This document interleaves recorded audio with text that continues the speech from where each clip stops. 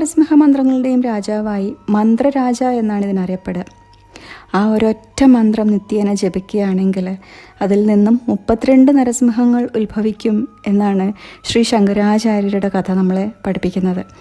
അദ്ദേഹം അത്യുത്തമനായ നരസിംഹമൂർത്തി ഉപാസകനായിരുന്നു.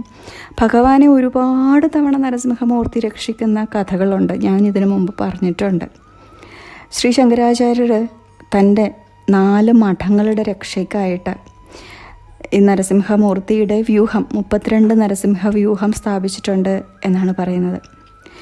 എല്ലാവർക്കും അറിയാവുന്ന മന്ത്രമാണ് ഉഗ്രം വീരം മഹാവിഷ്ണും ജ്വലന്തം സർവതോമുഖം നൃസിംഹം ഭീഷണം ഭദ്രം മൃത്യും നമാമിഹം. ഈ മന്ത്രം എല്ലാ ദിവസവും സന്ധ്യാസമയത്ത് 108 തവണ ജപിക്കുന്ന ഒരു വ്യക്തിക്ക് ഒരിക്കലും ഒരു തരത്തിലുള്ള മാനസിക വിഭ്രാന്തി, മരണഭയം, പേടി, സ്വപ്നം, ക്ഷുദ്രദോഷം,